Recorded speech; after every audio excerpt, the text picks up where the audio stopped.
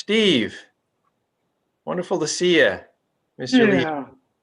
Hi, Tim. I'm going to go on audio for a while because I need to do some work while I'm listening. Sure, sounds good.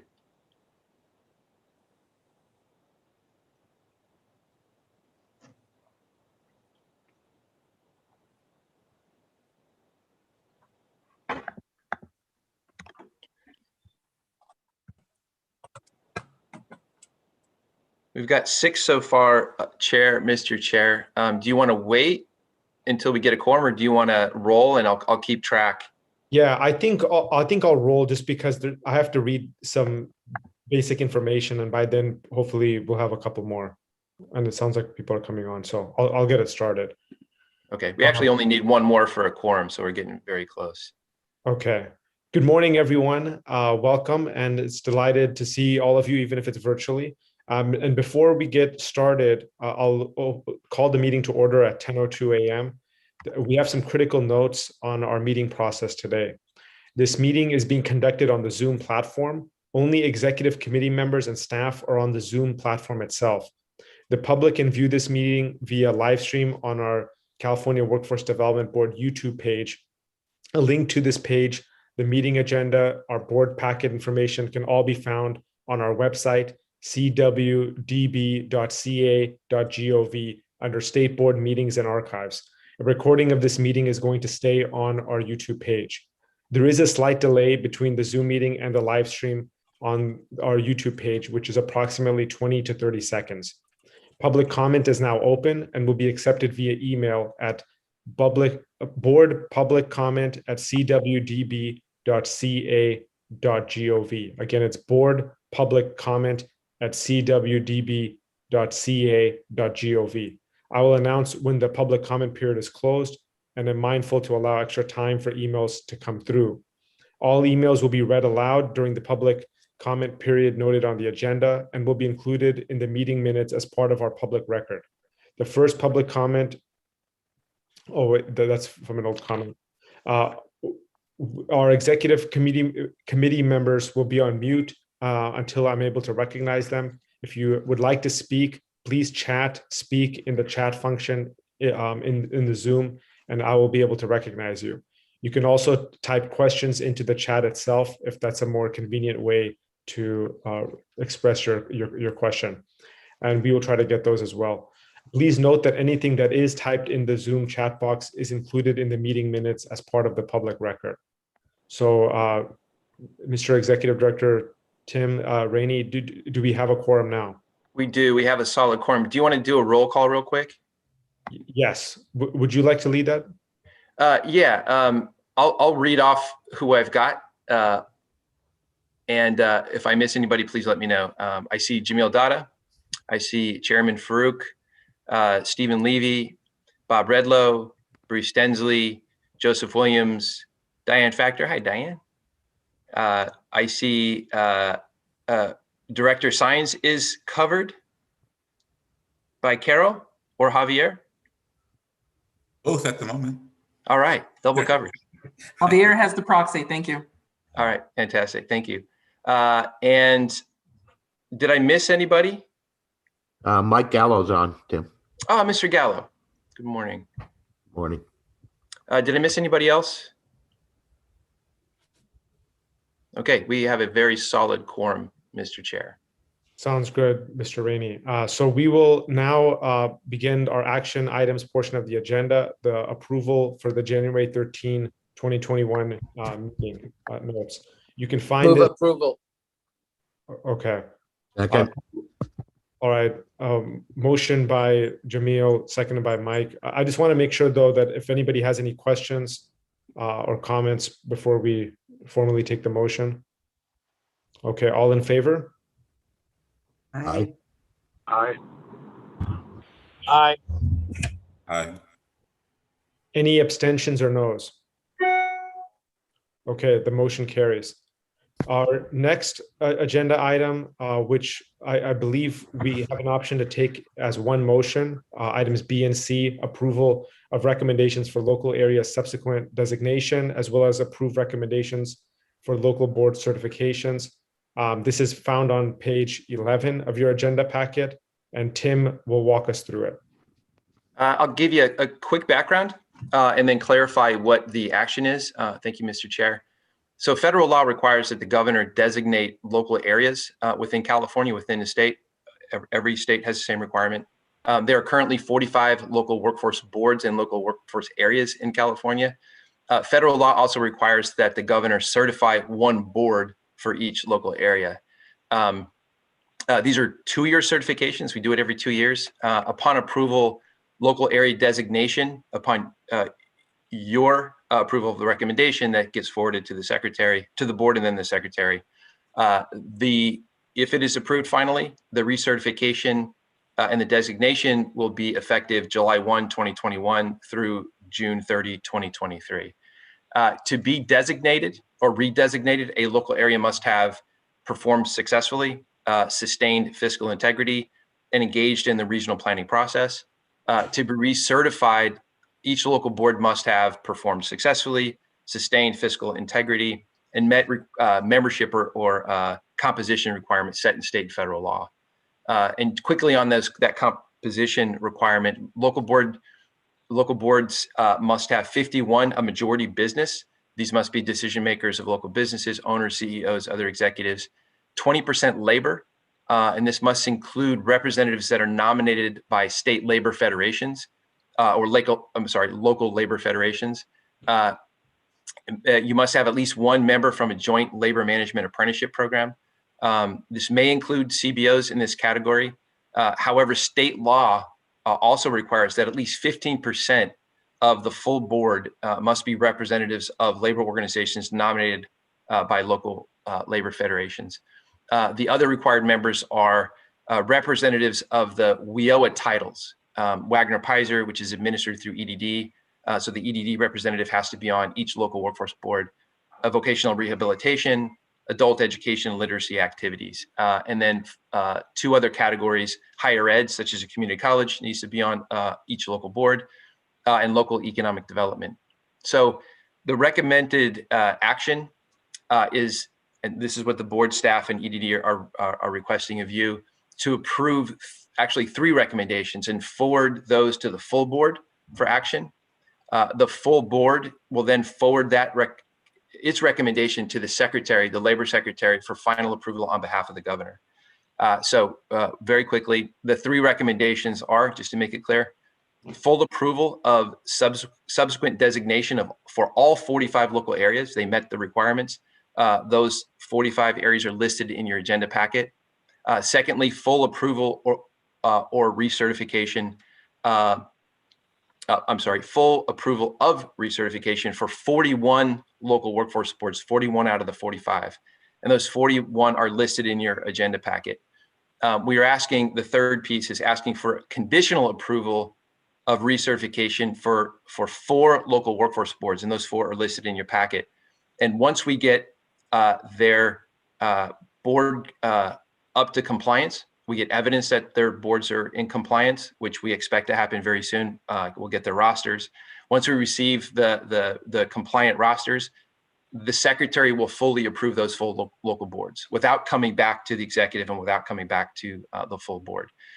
So those 4 local workforce boards that are still working on their board composition and sending us their rosters are Contra Costa, Humboldt, Orange County, and Ventura. This is all in your agenda packet. So I hope that's clear. And maybe if there are any questions, Mr. Chair, we can field those before we take a motion, or you can take a motion first. Absolutely. We can entertain a motion Move approval as presented by Tim. on all 3 recommendations, correct? I'll second. Okay. Motion by Jamil, second by Mike. Are there any questions or discussion that anyone would like to have? I have a quick question. Sure. So Tim, if we approve this, then the 4 ones that haven't got the full membership list to you, does that mean that the determination when that list does come in is now up to the executive director and not up to the rest of the board?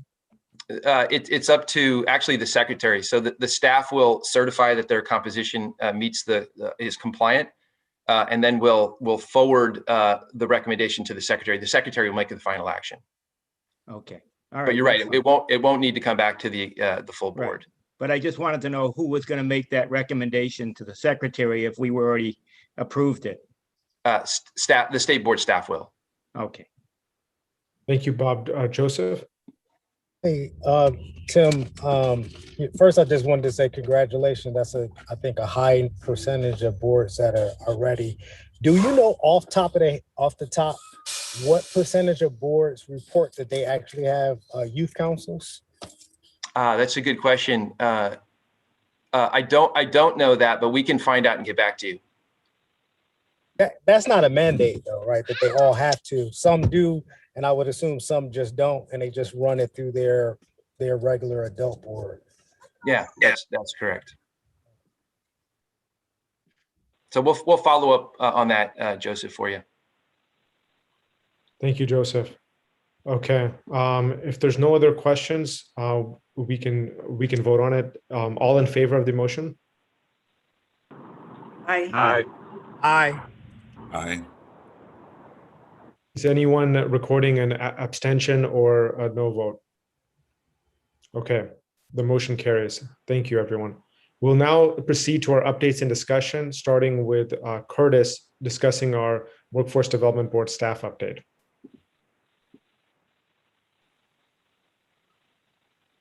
Thank you, Mr. Chair. Good morning, members.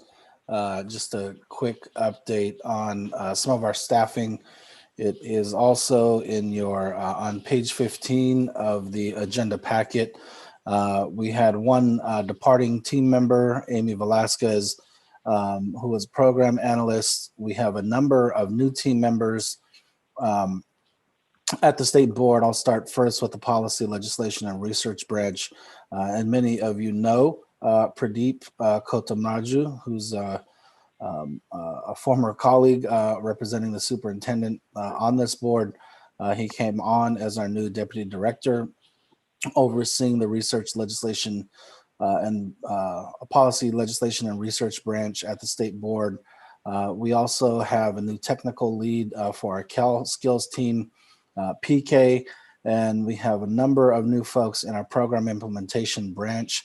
Wanted to welcome Allison Tanz, who's a new program manager for HRTP. And some of you may know her coming from a local board up in Humboldt. And we have a number of new program analysts we want to welcome: Heather Van Buskirk, Bruce Lee Vong, Jennifer Tao, Shamima Akhtar, D'Angelo Jenkins, and Tila Lear. So we are in the process of staffing up at the state board, and wanted to just give a quick welcome to all of our new team members, as well as wish any departing members best wishes and thank them for their service at the state board. Thank you so much for that update, Curtis. Congratulations to everyone on our staff, and it's good to see Pradeep again in a new role here, having already attended our meetings in the past. So welcome, everyone. Thank you so much.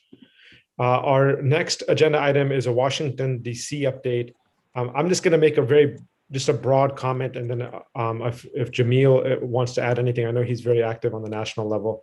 I can defer to him also. But the infrastructure bill that Biden and congressional members are negotiating right now obviously will have major ramifications, not just on the demand side for quality jobs, but also apprenticeship and job training opportunities for our system itself. So we're monitoring those developments very closely. And also there's the National Workforce Board annual conference is the week of June 21st. And Jamila, I believe, is still on that board. Jamila, is there anything else you want to add on the national front? Thank you, Angelo. Yes, the conference is on live and virtual. It's a hybrid. The mayor of Washington, D.C. at this point has allowed up to 400 guests to get together at the Washington Hilton. And we already have 400 signed up for the live presentation, but it is our hope that by the end of June, the mayor will up that up to 650 live participants. So we're expecting all of those to participate. But I think in a hybrid fashion, we'll probably have 900 to 1,000 participants. And members are also telling us that they will see us. So we will be doing live visits in Washington, D.C. And I am hopeful that you will be joining me as well when we're there, and we'll be doing some Hill visits with our senators and members. Thank you. Thank you for the update, Jamil. Is there any questions regarding federal update? Okay, we'll now proceed to our governor's 2021-22 proposal. Angelo, I just wanted to make one quick comment that I've been working with the International Service Employees International Union on the concept of a healthcare infrastructure. And so that it isn't just around kind of the building trades, but also what we've learned from the pandemic and from the Affordable Care Act, that we really need to upskill thousands of healthcare workers to meet the continued need. So we're working on that nationally with the Biden administration. Thank you, Dan. And any support that we can extend to, to bolster those efforts, please let us know. And as all of you, I'm sure, know that healthcare workers and partnerships have been a part of our existing high road training investments in the past, including SEIU specifically, 2 different grants actually. So we definitely recognize that at the state level and would love to be a part of the efforts to support that nationally as well. Thank you, Dan. So we'll now go to the discussing the state budget. It's going to be announced soon. I know details people have been hearing about already. At a press conference yesterday, the governor unveiled his economic recovery plan to help California emerge from our pandemic stronger than before. State revenues are in very strong shape, as you guys have been hearing, and including potentially those rebates coming back to California residents that qualify. The pandemic has had far-reaching negative impacts on our state economy, but it has had a disproportionate impact on our low-income workers and our very vulnerable populations. Our state legislators will have until June 15th to review the proposal of the governor if they opt to make changes, and then to take a vote on it. And we are mindful of the fact that recovery does not mean returning to the same economic inequities and injustices of the past. For us, the status quo is not acceptable. We want to build a future high road economy that's defined by quality jobs and equity. And so our state board is continuing to drive our high road agenda, including investing in industries based on those high road training partnerships. Aida will speak a little bit later regarding high road under our initiative updates. We can't discuss specific details of the governor's revised budget since we're part of the administration until they're all formally released. But we do anticipate a substantial increase in funding for high road training partnerships and high road construction careers. I'm going to turn it over to Tim. And is Abby on here or just Tim? She's not yet. She'll be on soon. Okay. Tim, do you want to provide additional context? Yeah, just real quick. I think, Joseph, you had a question, but I'm not sure if that was for the previous item in the chat. Yeah, you answered it already. Yeah. All right. Yes, yeah. Terrific. Yeah, thanks. And I want to note that John Brower joined as well as Carol Zabin. So I wish I could say a lot more, but we're going to have to wait with you guys on what the governor releases this week. We expect, as the chair said, more detail will come out on the economic recovery package. I can say, because it's already true, based on what's been announced already, that it is a historic investment in just recovery nationally. So we're looking forward to the full package when it is finally released, and expect it to be very good for high road training partnerships and high road construction careers. You may recall that in the governor's proposed budget back in January, there was $25 million for high road training partnerships and high road construction careers that the legislature approved And since then, we've been working really closely with Shenny in the Chancellor's office, the Community College Chancellor's office, on a partnership around higher ed training partnerships, looking at ways we can leverage college credit for trainees, credit for prior learning, industry valued credentials, those kinds of things. We've also been working with the Chancellor's office on joint regional integration around industry work and program, building on our regional plan implementation work with local workforce boards, and with high road principles embedded in the way we do that industry engagement, job quality, and equity. So we're hoping and expecting that we'll see more as part of that ambitious and historic jobs recovery and economic recovery package. But unfortunately, I can't go into detail because I don't know what it is. Thank you, Tim. John Brower. Thanks, Angelo. Tim, maybe at the next full meeting, I am interested if it's possible in not just the budget presentation as it plays out, but sort of how this is all getting framed, in particularly in relationship to both what we've seen in the pandemic, but the future of work.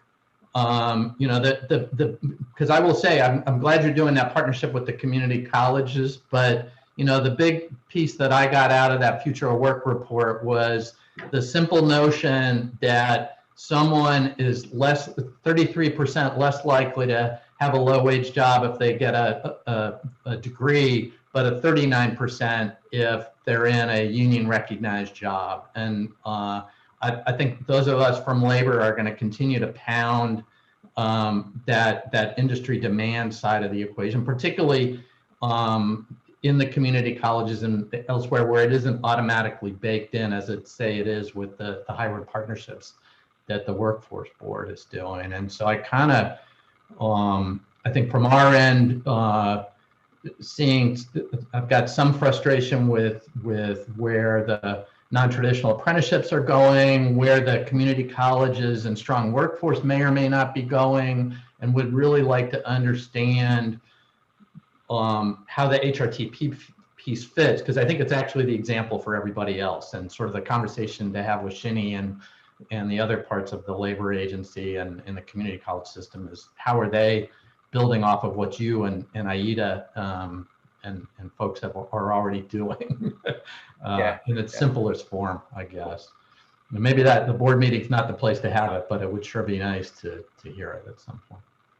Yeah, that is the conversation that I hope also to have at the next board meeting. And I think the framing is not going to be new to you guys and the board, because I think it's going to fit really well into the governor's agenda around a California for all and a just recovery. As Angela said, the point is not to just recover, but to come out stronger, more equitable economically. And the high road approach of engaging in industry sectors and identifying the best quality jobs and then connecting pathways to those jobs, as opposed to the traditional workforce approach, which tends to be just kind of push people out in labor markets, which can have a dampening on wages. And it's not a connection to the best quality jobs. I think that is going to be, that's going to be part of the framing. That's my expectation. So we'll bring that back to the board and we'll have a lot of celebration, I hope. Well, this is Bob. I hope it's, to John's point, I hope it's not an either or kind of decision, because both are really important, so that, maybe the point is, if we do have more emphasis on community colleges and not to lose the emphasis on the non-community college issues as well. We don't want it to be an either or kind of situation. Both are really important. Yeah, agreed. Thank you both. Mike Gallo. Hey, thanks, you guys. Hey, Tim, has there been any discussion on workforce availability, given that people are getting paid kind of more to stay home than it is to actually get out and start some of these jobs? We've seen this locally in our workforce in students that have come out of, say, technical employment training with advanced precision machining skills, et cetera, turning down jobs at $40,000 a year, and this is prevalent. Is this workforce availability kind of discussion going to be framed in this type of a conversation at all? I don't know for sure. I think there are a couple things inside that, because we've heard that also from business folks and others. And I think part of the challenge is that a lot of people are still not comfortable returning to work. We still have a pandemic that's raging in a lot of parts of the state, not just the parts of the country and the world. So people are still very fearful, and we haven't got full vaccination yet, and we haven't reached herd immunity yet. So I think part of that is people just aren't comfortable or feel safe going back to work. And I think the other challenge is, notwithstanding, high quality, high paying manufacturing jobs, I think there are a lot of jobs that just don't pay well. And people, if you're making more on unemployment and with your stimulus checks than what a job is offering in terms of wages, I think that is a challenge for the economy and getting to a just economy. So I think there are sort of some texture in that challenge that it's important to kind of talk through. But so I don't know if it's going to be part of the governor's framing in what he talks about with the economic recovery plan. But it is something that's coming up, Mike. We've heard that before. Yeah, almost every business I've talked to are having real difficulties bringing on entry-level employees, and for decent wages. And how do you create a pathway, up through kind of continuous improvement and career progression, when you can't get folks to come in and begin their employment journey. Yeah. So. Thank you, Mike. Thanks, Are there any other comments or questions? Okay, we're going to now move to our initiative updates. And Tim, if Abby does come on, do you want me to circle back with her to add to the, or do you think we've covered it? I think we've covered it. Yeah, like I said, unfortunately, we can't say too much at this point. That's fine. Yeah. Thank you. So we'll move to our initiative updates, and we have several critical initiatives at the board, and we're going to do a quick round of updates. We're going to do this by each branch and take questions and comments at the very end. So feel free to type them in the chat box, but we'll address them after we've gone through all three of them. We're going to begin with High Road Field Team updates with Aida. Thank you, Mr. Chair. Hi, everybody. Good to see you all and check in. I just have a few updates from the last time that this committee met. Since then, we did award our second round of HRTPs with our California Climate Investments, which is our DGRF funds. So we awarded $8.9 million in 11 projects that includes some regional work in Contra Costa, really addressing the issues of the shutdown of some refineries there. A high road to safe reopening. It's an infectious disease certification that'll go on to property service workers throughout the state. Also a project with long-term care, which I know has been brought up, if not by this committee, definitely by the board in terms of investing in care work. So we're doing that.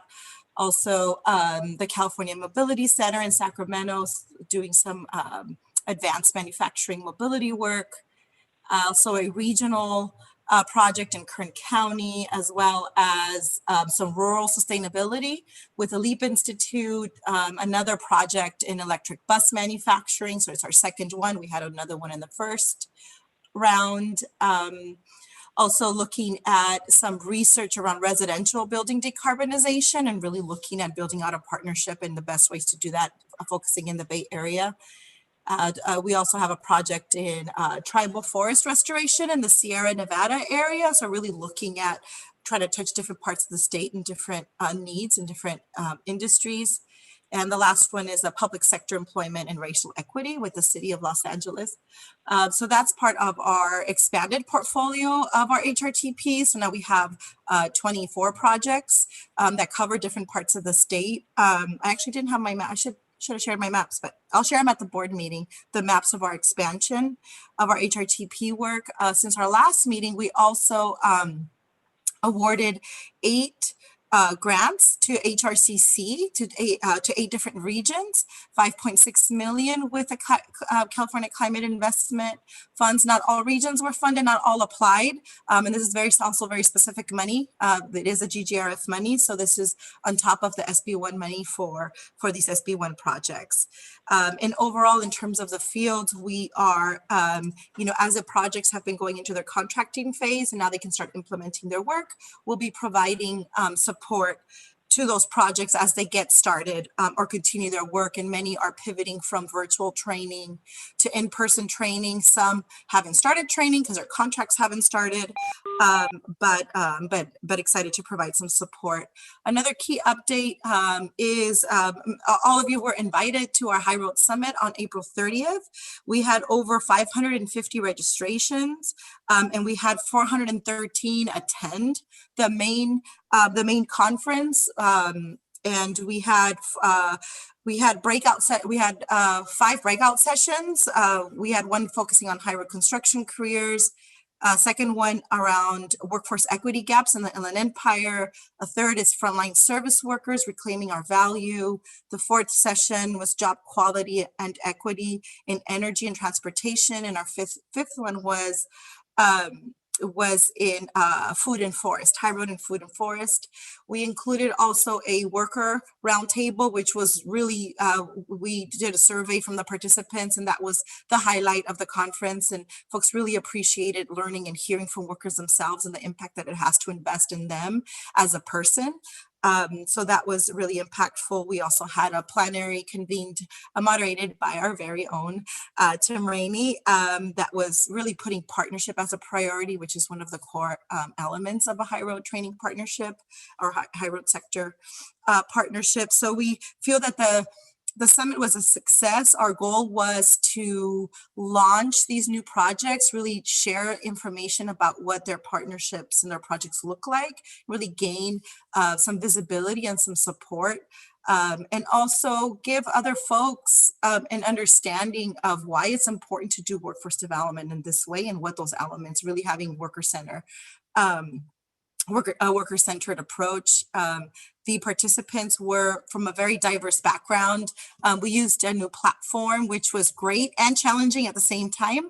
But the great thing is that it's able to tell us like who participated, who was at the conference, at the summit, for how long, what workshops they participated, so we can really see who we reached.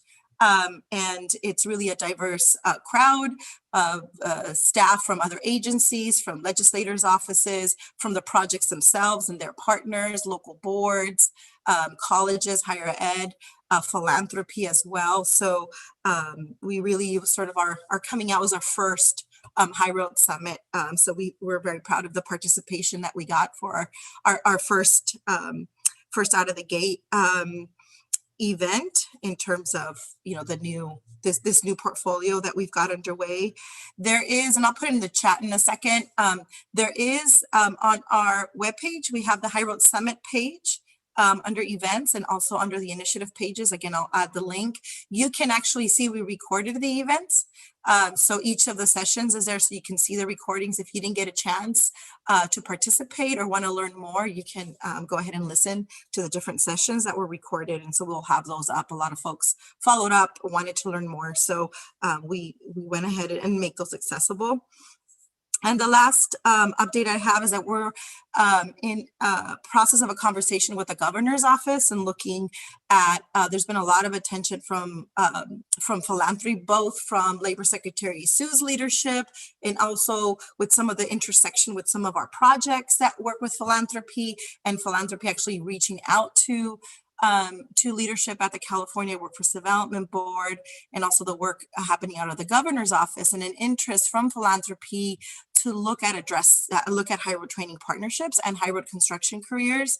And so we're in conversations and talking, they asked us what are some of the needs of the participants and of these partnerships that we may not be able to fund through the restricted funds that we have from our end.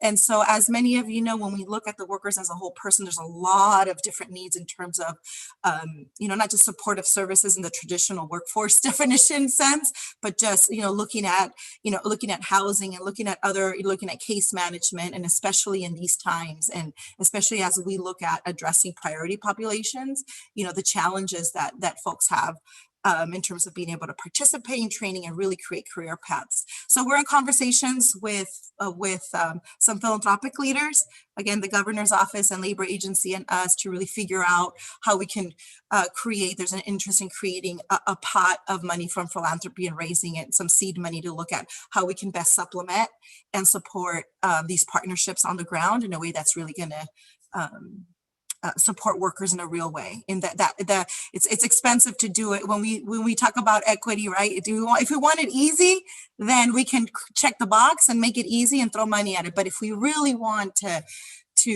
address barriers, it takes time and it takes resources. And time, I just want to reinforce that part, because if we want the easy, the easy fixes, then we really are continuing to leave folks behind if we're not taking the time to really address what the needs are of those workers that we're trying to reach. And we got to do it all, right? We got to do the fast stuff. We got to do the low hanging fruit, but we also have to build in time and resources to support those who have barriers, and we just need give them the support to be able to get through and make change not just their lives, but for the future generations, for their families, right? So those are sort of the three big highlights from the last time that we met. Thank you, and very well said, Aida. And I want to also acknowledge the insights from Steve regarding unemployment, as well as Joseph's comment as well. So thank you all for sharing all that. Our next report is from Joelle regarding program implementation. Yes, thank you. Just quickly, regional plan implementation grants were awarded in February and began April 1st. And that was a total of almost $5 million that went out to the 15 RPUs in California. And we call it regional plan implementation funds because that's what it is intended to do. In addition to that, some of the activities that were funded this round were included advancing equity through education and policy development, advancing digital inclusion through partnerships and broadband access, post-COVID and economic analysis and planning, use of technology, et cetera. So really paying attention to where we are now in California, in the state, in the nation, in the world with COVID, and trying to use our funding effectively. The second, the RPI is funded by WIO at 15%, and as well as the Workforce Accelerator Fund, and those were just awarded, I think last week. So this is 9.0, and this time we used Accelerator to solicit innovative strategies for equitable recovery to rebuild California better than we were pre-COVID, as we've been talking about today.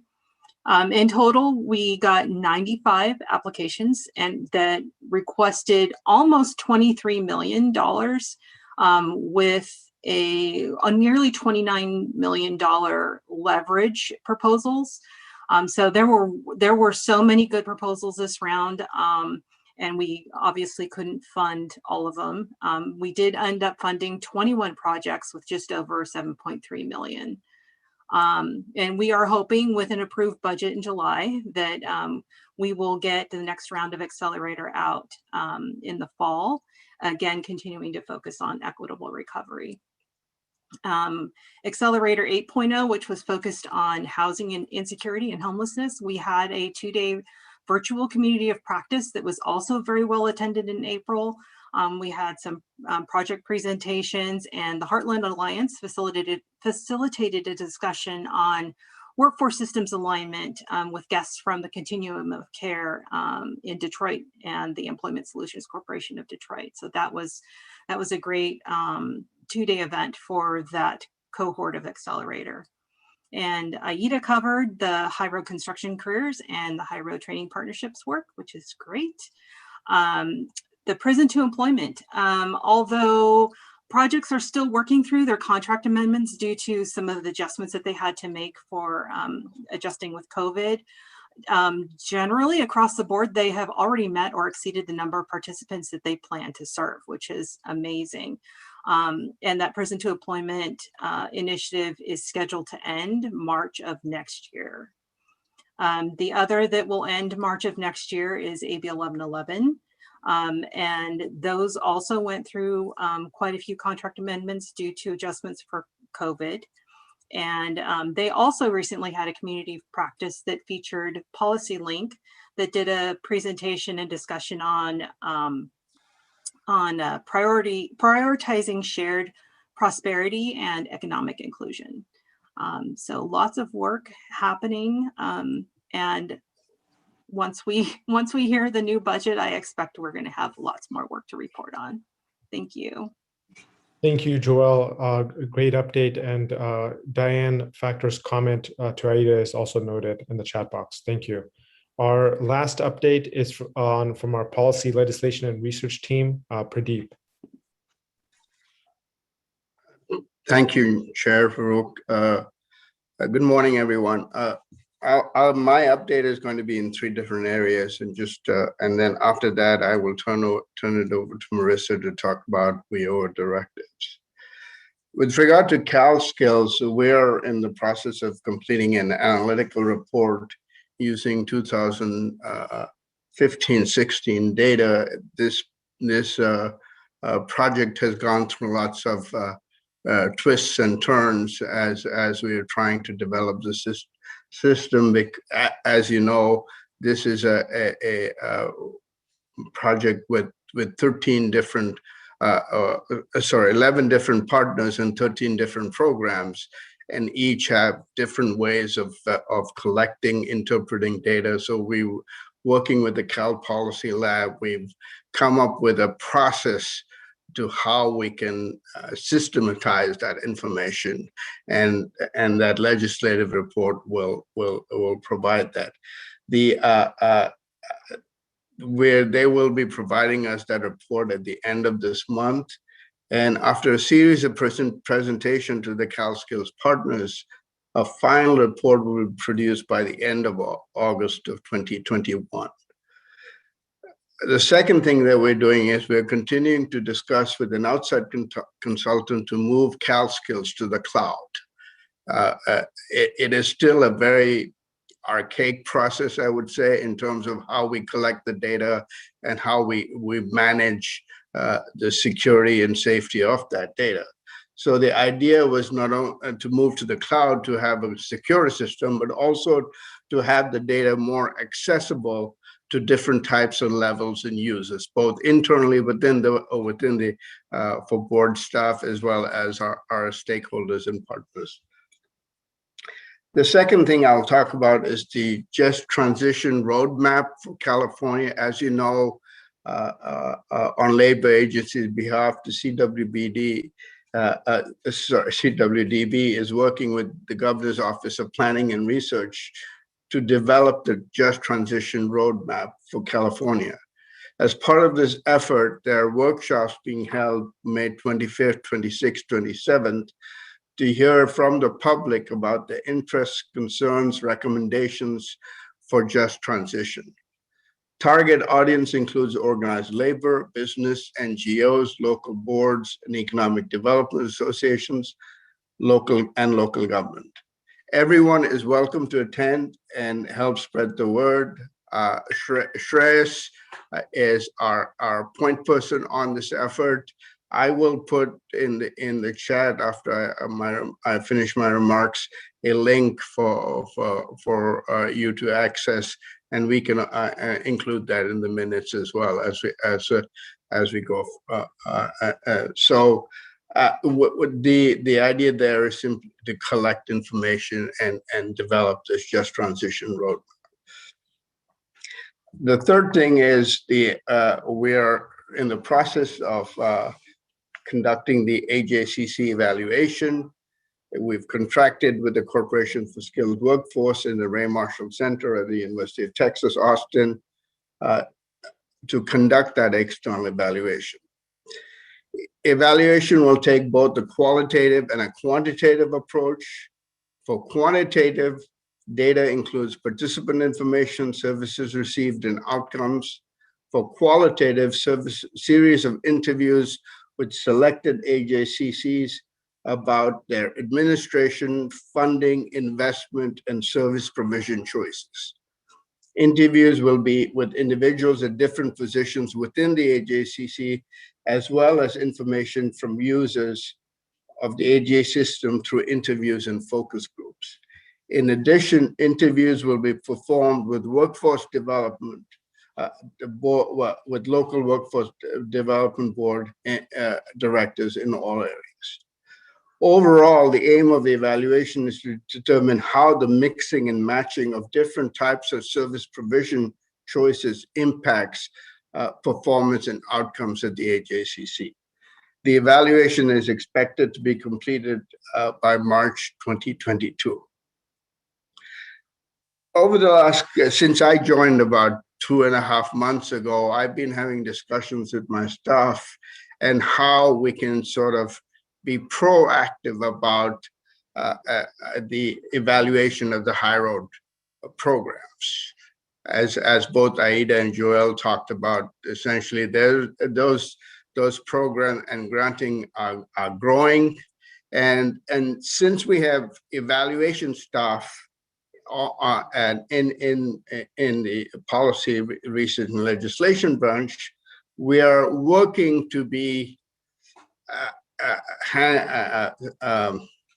maybe hand in glove with the program and the field team to have the evaluation stuff embedded within those, so they can collect just-in-time information as those grants proceed. So we're working with the program branch to develop processes to align the HRTP and HRCC with evaluation work. A case in point was we've developed a data guide that has been produced for the different grantees. Also working with the field, the AIDA's team, to streamline the process, how to get access to qualitative information that HRTPs possess, namely case notes and quarterly reports. We're also beginning to think about research projects that would tell the stories. We are looking at the accelerator grants are now in I think version 9.0, and we have a whole host of information through that we can look at and use that to tell a collective story about the impact of those grants. We did a very short but a similar effort working across branches. We just completed a request made by the governor's office on AB 1111 and the P2E grants. So the idea here, just to summarize on this research and evaluation, is that we have an opportunity to do what I'm referring to as prospective evaluation, because most evaluation typically is retrospective evaluation. The grant gets done or the initiative gets done, then it's sort of farmed out to a third-party evaluator who would then do the evaluation. We have an opportunity to be in lockstep and embedded within the whole granting and initiative process that gives us more just-in-time information. So we're developing a process not only for specific grants, but looking at collective impact with regard to all effort that the board is undertaking. Finally, I just want to say very quickly that we are reviewing, as Tim and others have pointed out, we are reviewing a lot of bills that are coming through because of the workforce development and recovery initiative that is being asked for, and we're working through that to look at that and and maybe we'll have more next, probably later down the road on specific on specific legislation. So with that, that's the end of my report, and I will turn it over to Marissa for if she has anything on WEO directives. Sure. Good morning, everyone. I'll keep it brief because I know Tim already spoke a bit about the local board recert and subsequent designation. There's a variety of administrative directives that took place this program year. It was one of those years that in the law, for some reason, all the administrative directors like convulged. So we had like 4 or 5. We just finished sending out approval letters for Ajcc operator and career service provider for local boards who were seeking that role.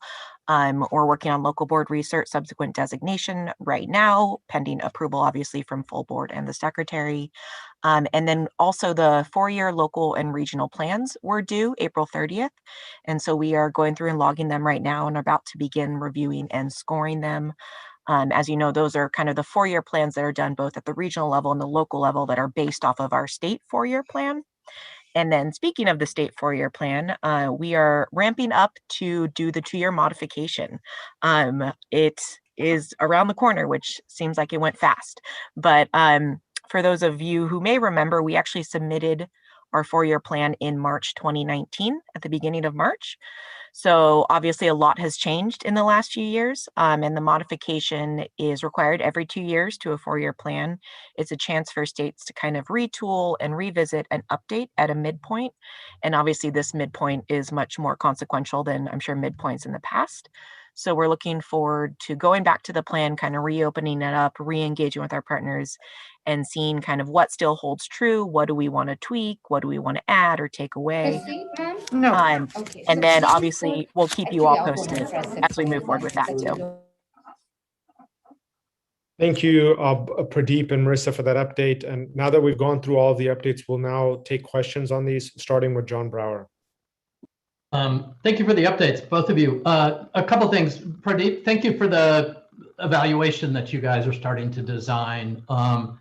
Couple things. I would really like to it ultimately to measure sort of industry involvement, the demand side, both employers and labor involvement in this. I think it's a real characteristic of the HRTPs, and I think really I want to keep selling that, and I think the results that you'll get in the evaluation will show that. The other area that I think is really important is figuring out some really good evaluation around addressing equity and inequality. And so whatever you guys are doing in that, paying some particular attention would just be something from my end. My one question was, and Javier, you can chuckle in advance on this, is sort of is there an intersection between CalSkills and Cradle to Careers effort that's going on at the state, as we know, which I know is still a big bill piece, but is there something where those two are gonna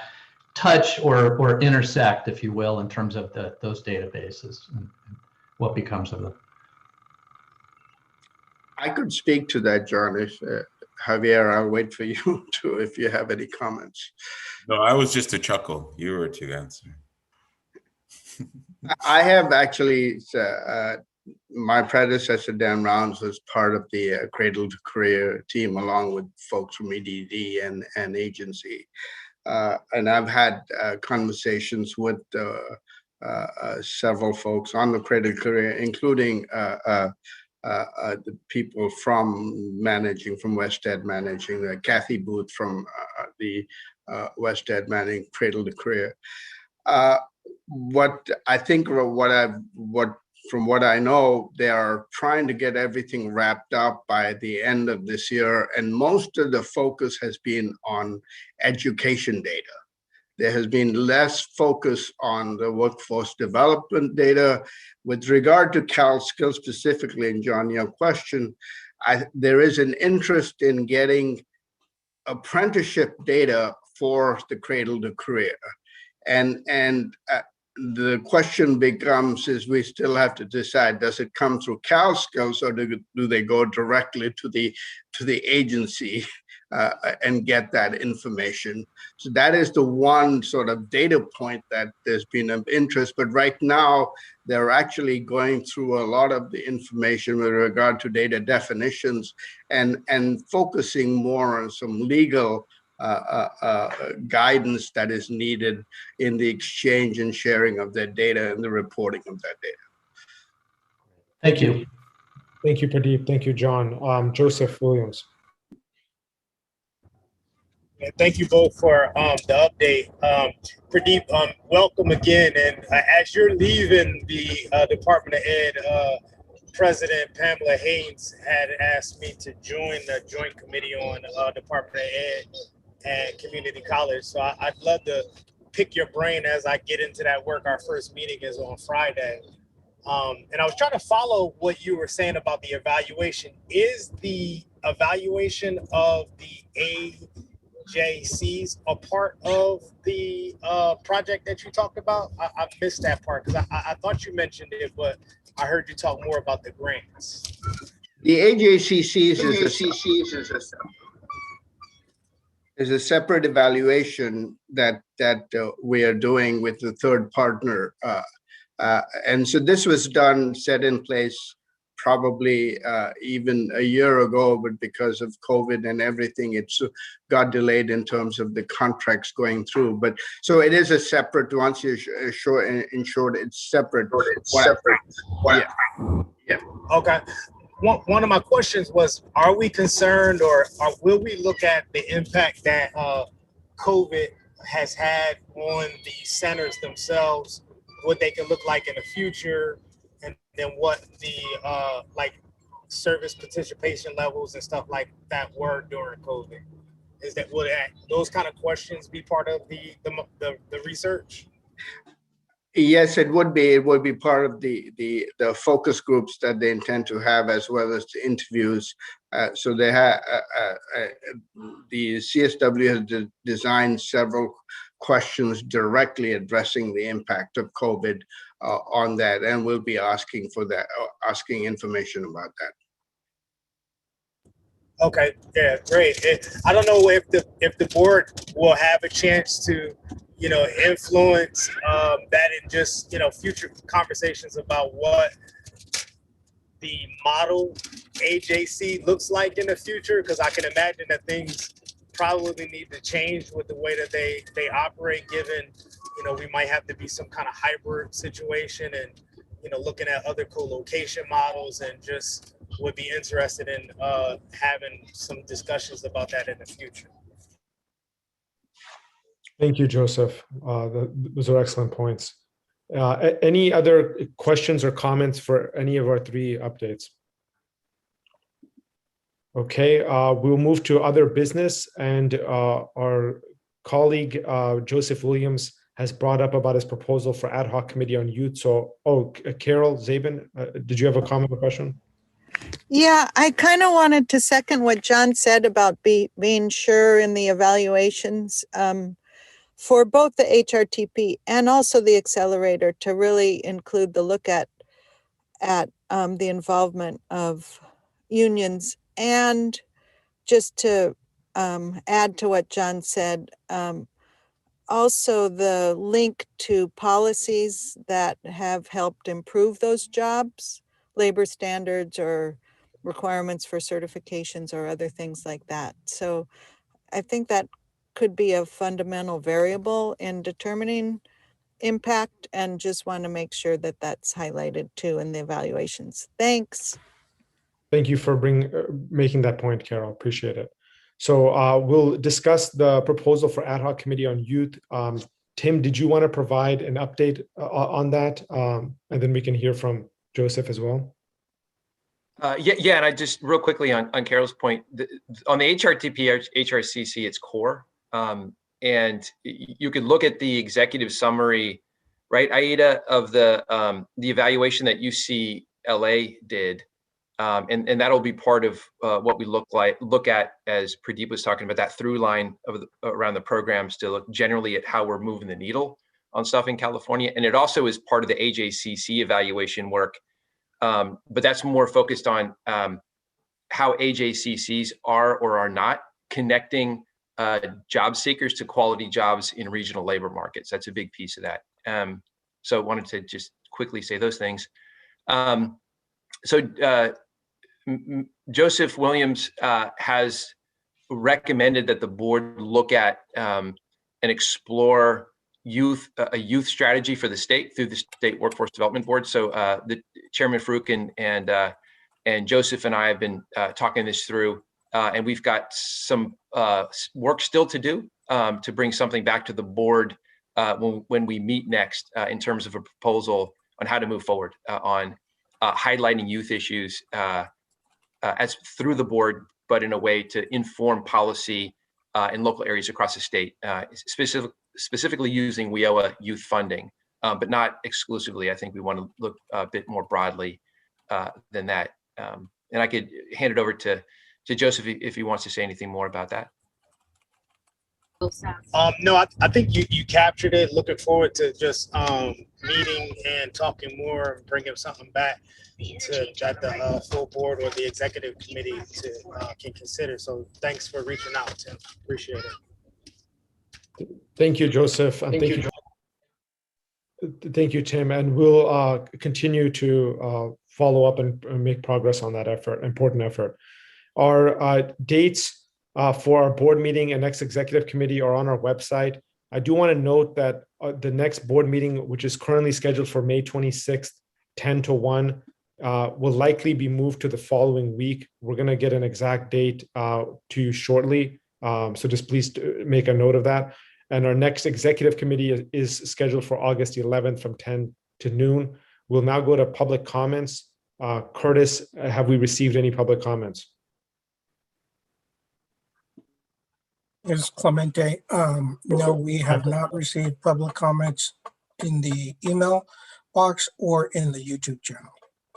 Okay, so we close public comments then, and I note Pradeep had provided a link and Aida had provided some comments regarding HRTP evaluation as well as a link there for everyone's information. So we will now adjourn the meeting. I can entertain a motion. We're able to finish almost an hour before time. So hopefully that gift of time is appreciated for everyone. Is there a motion to adjourn? I'll make that motion. Mike, motions to adjourn. A second? Second. Second, John. All in favor? Aye. Aye. Aye. And are there any abstentions or?